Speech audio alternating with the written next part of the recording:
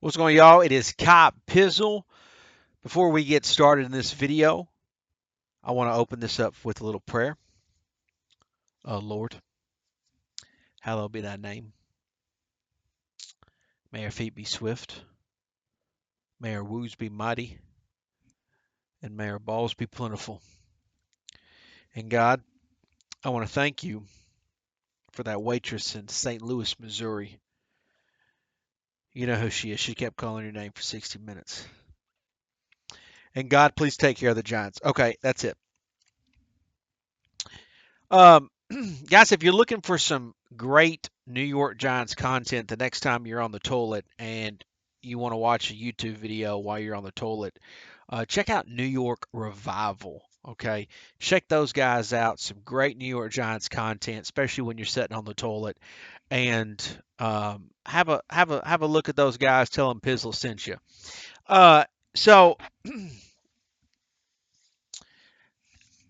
we're less than 100 days away from the season kicking off, and I've often said that the Giants, watching the Giants, and you guys have seen how passionate I get about this team over the years. Watching them is like watching a great TV show, a great TV series, right? Each and every week, there's a storyline, and we want to see how it's going to play out. And so, at the start of this season coming up, I've tried to start figuring out what are the storylines going to be for this 2022 New York Giants team. And it's so funny because to me, it really looks like it's all going to fall on Daniel Jones's shoulder. And the interesting thing about Daniel Jones is over the last decade, New York Giants fans have been splintered on multiple different individuals are part of this organization. You know, we were splintered about Tom Coughlin, Jerry Reese, Eli Manning, multiple different coaches like McAdoo, Shermer, Joe Judge, the Saquon Barkley pick, Dave Gettleman, Daniel Jones now. Um, and I, you know, OBJ, there's just been so many topics and so many individuals that have come and went. And it seems like there's a lot of kumbaya going on with a lot of individuals currently on this team other than Daniel Jones. Everyone seems to be all aboard the Dable train, Joe Shane train, right? Everybody seems to be in agreement. Yeah, we got these guys, we got the guys now. Everybody seems to be in agreement about the draft picks and everything else and those that are coming in. Everybody seems to be 100% behind every player. There's not a lot of controversy except for Daniel Jones. That is the only thing that is left on this roster. Even Saquon Barkley gets a pass for some reason. I don't understand. I don't quite understand that part, but everyone seems to be just giving him a pass. Fine, you know, fine. If you want to, and look, as a guy who touts himself as just being a fan rather than a general manager or whatever these geeks do, look, this is the longest running, reigning New York Giants YouTube channel in the game. Nobody's been doing it longer. Nobody's been doing it better. That's just simple facts, okay? Other people have come in, have came on and done the YouTube game. Guys, you can look at some giant content creators and go find one that's just like them that's making Los Angeles Rams videos or Arizona Cardinals videos. It's fucking nuts how everyone's just doing the same fucking thing on YouTube. You can't find another fucking pizzle. That's just reality. That's just facts. Okay? I'm unique. I'm one of a kind, and you just need to embrace what the hell's going on over here. And so, what's the thing about Daniel Jones that's crazy to me is this idea that everybody that's anti Daniel Jones is putting their finger in this guy's chest and saying, you better perform or you're out of here.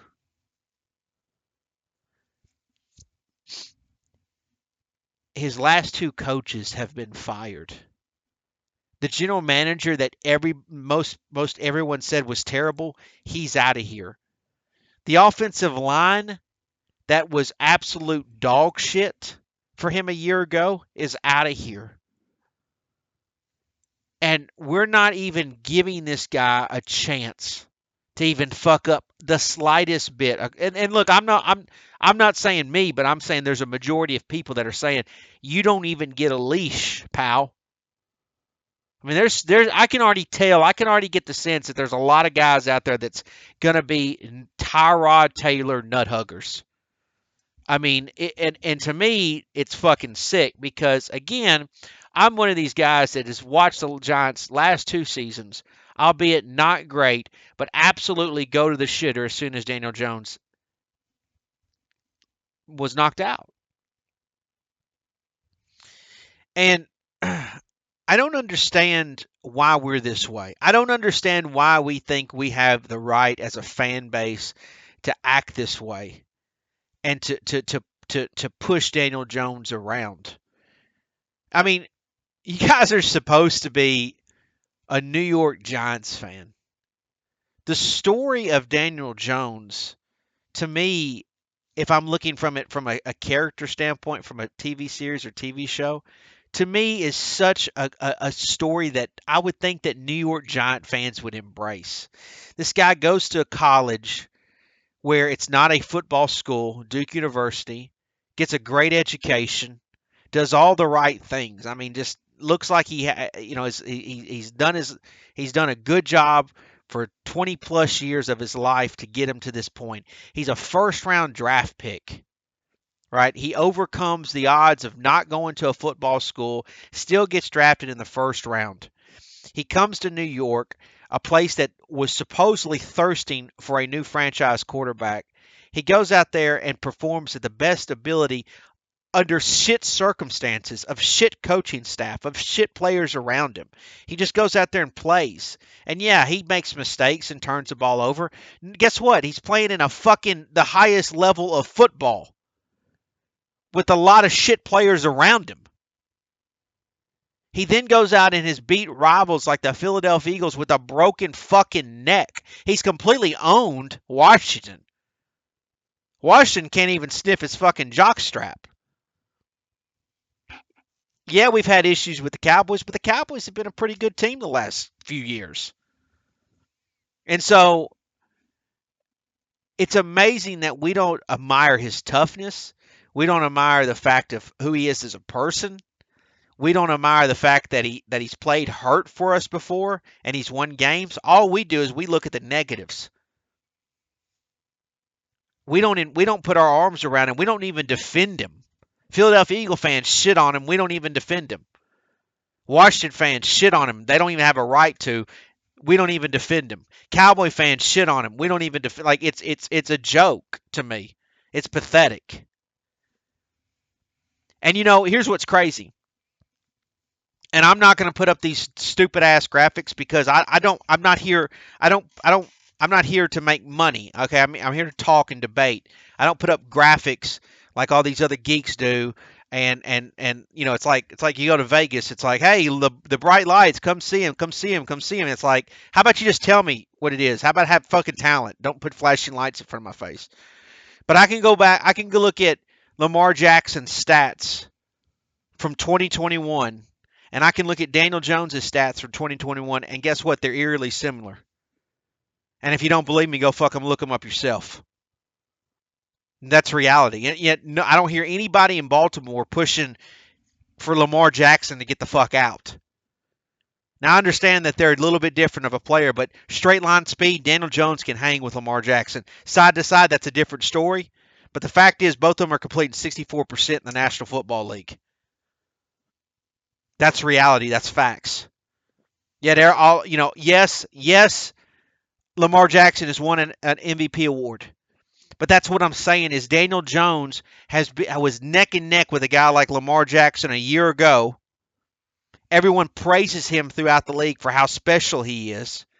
Yet you don't even realize that we just might, if you give this guy just a fucking chance, a little bit of a chance with actually legit a coaching staff and potentially really good players around him, he just might surprise you. He just might surprise you. I don't think by any means Daniel Jones is going to go out there and be a top 5 quarterback in the National Football League, but we don't need that shit. We we don't. And to be top 5 is the elite of the fucking elite. And you guys just want to sit here and like here's the reality. If you like Dable and you like Joe Shane, you're not going to like them very long if they don't win based on what you guys have said. You've hardly even given Daniel Jones a chance. You've hardly given him a chance. You've given him a couple years and you didn't even consider the COVID season where he had a completely new coaching staff who didn't even have a preseason. Had a tackle that never even played a down in the National Football League protecting his blind side. Some of you guys sit here and talk about how terrible Nate Solder is. You don't even defend him on that. You just say, well, he should have been able to compete with Nate Solder. It's like you don't even give him any excuses. You just think he sucks and you just want to move on from him. And to me, I don't understand where is the Giants' pride in wanting to see this guy succeed because he's one of our own. Why would you not want to see him? Why, like, and I just sense to me that a lot of you don't want to see him succeed. I don't think a lot of you do. I think a lot of you have questions. I don't have any questions. I think Daniel Jones is going to go out there and absolutely fucking ball out this year. I really do. I think Daniel Jones is going to go out there and do some special fucking things, and I think you're looking at your franchise quarterback for the rest of the next 10 to 15 years.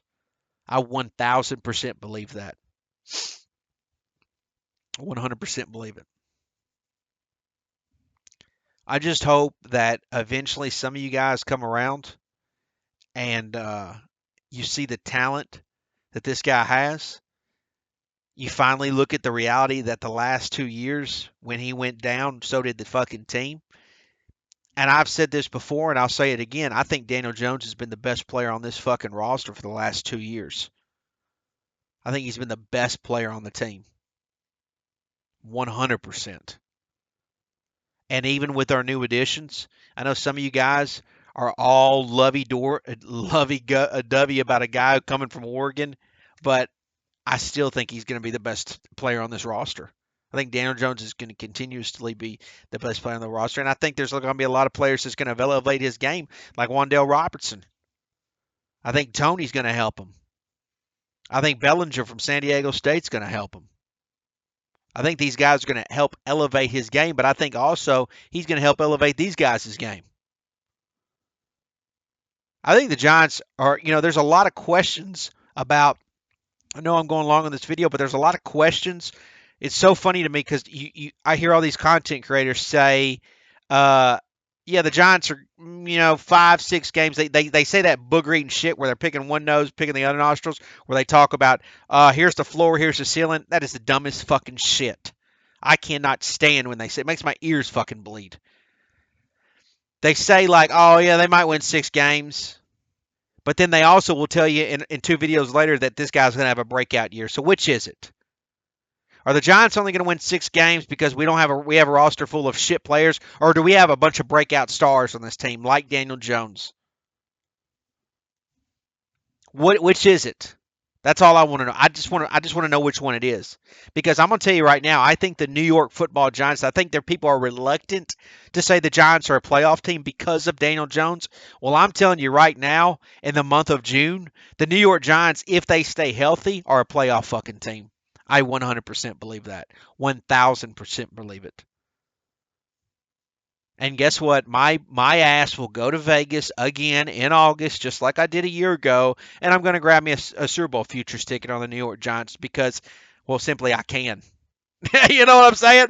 I don't need to get fucking paid on YouTube to make a way of life. I'm already getting paid, okay? And I'll go out here in Vegas and blow it all on the New York fucking football Giants.